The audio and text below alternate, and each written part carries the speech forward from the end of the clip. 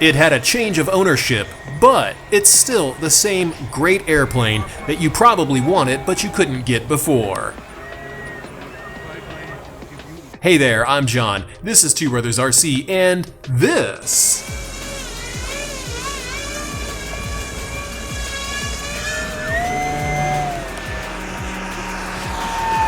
is the CNHL Super Tucano. In what's still very bizarre to consider for me, a battery company is selling this plane, and it's still awesome a year later. So let's dive into it and see how it stacks up. HobbyKing used to sell this plane, then CNHL, the battery company, somehow got the distribution rights. Now, I have zero idea why this happened. I'm not going to speculate because it's none of my business, and I don't really care. What I do care about is that this plane is well worth the asking price, and it obviously flies absolutely fantastic. If you don't want to believe me because I got the plane sent to me, ask anybody who's ever flown it, and they'll tell you the exact same thing I just said. With a few simple mods that I'll show you later on in this video, you can shift the center of gravity further back to get a more performant aerobat that can do limited 3D, and also all of that pattern stuff people like to do too. But before we cover anything else, if you plan to hover the Super Tucano like I did, disable low voltage cutoff first.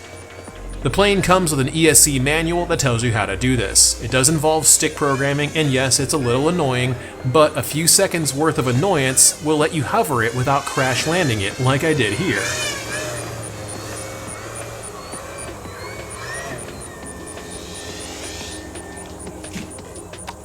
Power cut. Otherwise, yeah, you can hover this thing. It's really tough to do, and it takes a lot of practice, but it is doable. Being able to hover it doesn't disprove that some people in RC groups have experienced motors departing from the fuselage in flight, but I just couldn't get mine to eject a motor.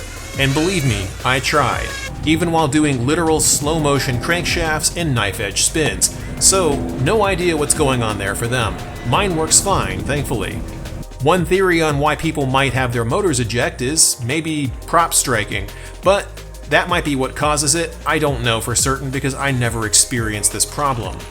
Performing the slight weight mod to the tail will give you more tail authority without the Super Tucano being aerodynamically tail heavy, or even neutrally balanced. It's very stable overall, and you'll have to run some very light batteries to get this thing to fly close to neutral, even with the tail weight mod.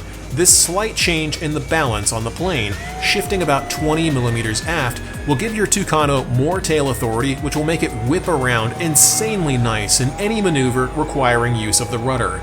It's so nice to watch this thing perform actual crankshafts, even though it has zero business doing them.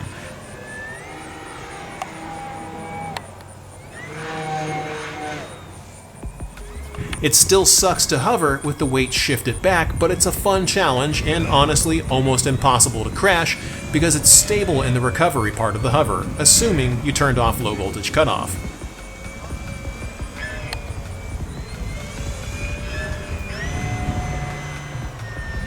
It performs knife edges like a dream. There's very few planes that I own which do them this nice or this easily, especially with the center of gravity shift I just talked about. And don't discount how amazing the flaps are on this thing. On the last couple of batteries we flew for the year in review, I decided to fly at 400 feet and drop like a rock in a full-on slip to touch and go. Doing this over and over is stupid fun. Nobody will believe how well it slows down with the flaps dropped. It just comes in so solid.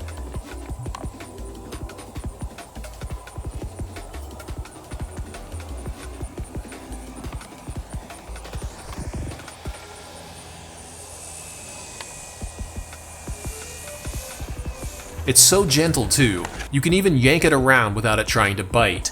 The Super Tucano is a beast of a plane. The hidden 3D potential makes it fun for me to fly, and its ability to carve clean lines pushes me to fly a bit of pattern style aerobatics to see just how nice it can look in model scale. So by now, you're probably saying, okay John, I get the point, it flies great, and I'm going to continue to hammer in on the point and say that this thing does fly great a year later, because I'm not overselling this. You might think that I am, but I'm not, trust me. You really just don't know how good this plane is until you get your hands on it. Like I said earlier, ask anyone who's flown it. Anyone, perhaps, aside from the dudes on RC groups who had their motor eject from the plane for reasons unknown. Everyone else I've talked to who flies this plane says it's their favorite, or at least in their top 3. And it's not just for all the aerobatics that you can perform with it that I've been demonstrating this whole time as I talk. It's also because it takes off and lands so well. I mean, seriously, how many planes can you do these kinds of dives with and still perform a precision landing? This is a gem. It's something very special in the foam world. I'm actually going to break my general rule here and say, yes, please do buy this from our links below, because I know you won't regret it. It's not in stock at CNHL as of the time of writing this, October 3rd, 2025, but it will be soon. I don't normally like link pushing because I feel like it's disingenuous and inauthentic. But I usually prefer to just show you what something can do and how it stacks up to our review metrics, and leave a little link in the description below and let you guys know that it's there if you want to support us at all. But in this case, no, you really need to hit that link in the description, because this thing is going to sell out when it gets stocked. I guarantee it, and you don't want to miss out on how awesome it is. Before we wrap up this vid, let's cover gyro gains that I flew with, which you'll find on screen currently.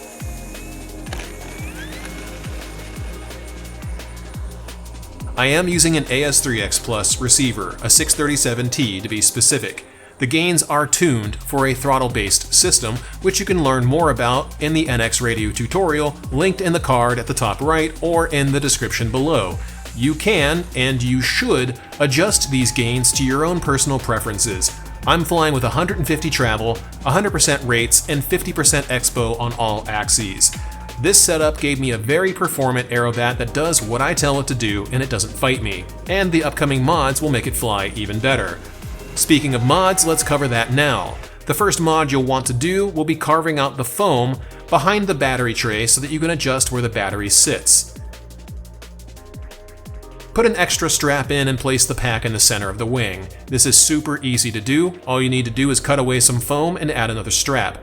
Craftsman shelf liner is recommended but not required. Any shelf liner will probably work. Next, unscrew the rudder and remove it. That's not hard to do either. Cut a pocket into the point where the rudder slots into place, then add weights inside of the pocket. I used 21 grams of weight, which was enough, coupled with the battery position mod, to shift the center of gravity back 20mm using Bolt 5400 HV packs from HobbyKing. This mod is not difficult, and it substantially improves the handling of your Super Tucano. And that's it. It's just that good of a plane. And thankfully, it's being picked up by CNHL. And again, we do have affiliate links, and I do suggest that you use them, because you don't want to miss out on this awesome bird when it comes back in stock in November. Huge thanks as always goes out to our channel members on twobrosrc.com/supporters, and a very special thanks goes out to our mega fans: Sarasota RC Squadron, Michael Smith, JR Man, Todd, N411X, and Jeff Baker, along with our ultra fan, TBRC fan. You guys kick so much ass. Coming up soon will be the FMS Avanti versus Freewing Ares tier ranking.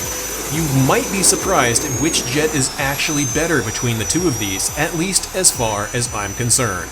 See you guys next week.